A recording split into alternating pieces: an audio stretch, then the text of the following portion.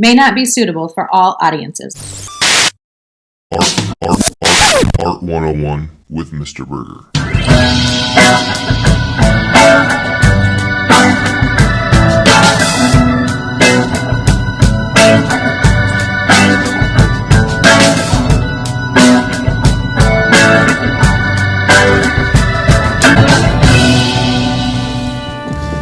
Welcome back to another episode of Art 101 with me, Mr. Burgher.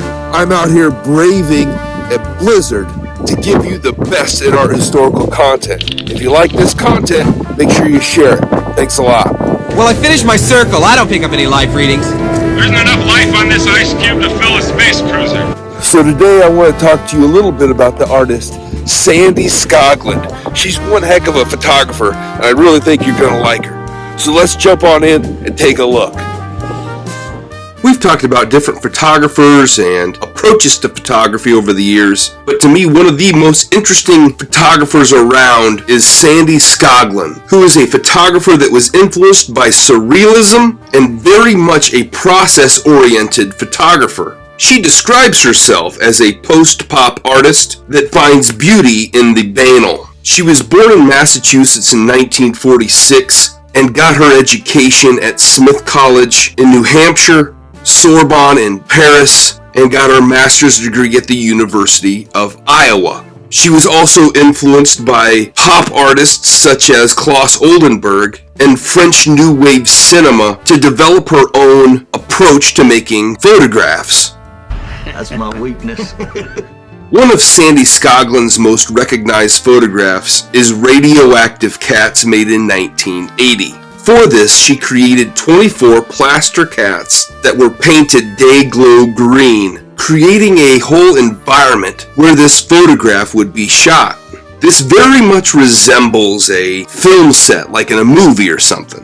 But the work really represents nature adapting to a nuclear fallout and how the world would maybe adjust to that. And if you were alive in the 1980s, you probably remember the scariness of the Cold War and oftentimes learning to take cover with a book under your little desk. But I digress. The work also may be a commentary on social indifference to the elderly, something of a fear of the irrational, but we really don't know because she never really went to great lengths to explain what her work was about. You think this whole world revolves around you, but it doesn't. It revolves around the moon.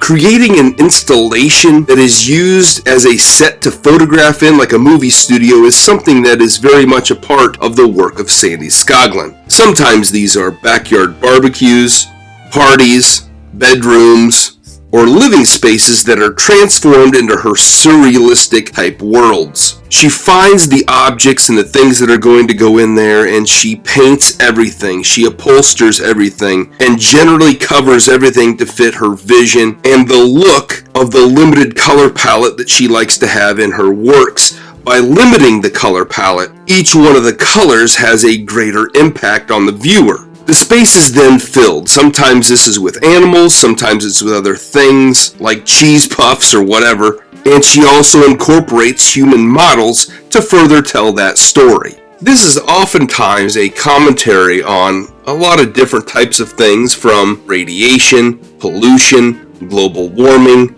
the loss of habitats, overpopulation, aging, nuclear war, and so much more in her works. And again, she doesn't really go to great lengths to explain what these are about. However, she was once quoted to have said, "Terror is more terrifying if it relates closely to ordinary life." She's also been known to dabble in a collage-looking sort of approach to making photographs as well. And in my view, these are just as great and captivating as her works with the cast animal things. Thank you.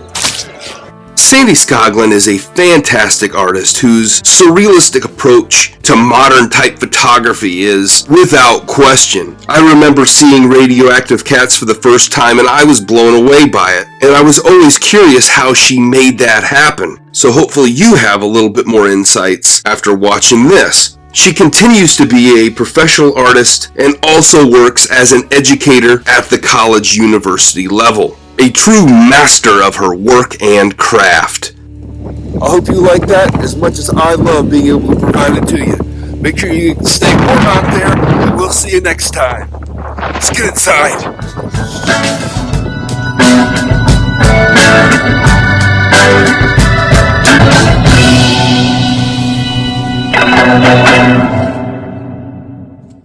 So I need you to go back to your room and get a good night's rest. Sure thing, Coach. We'll do it. All right.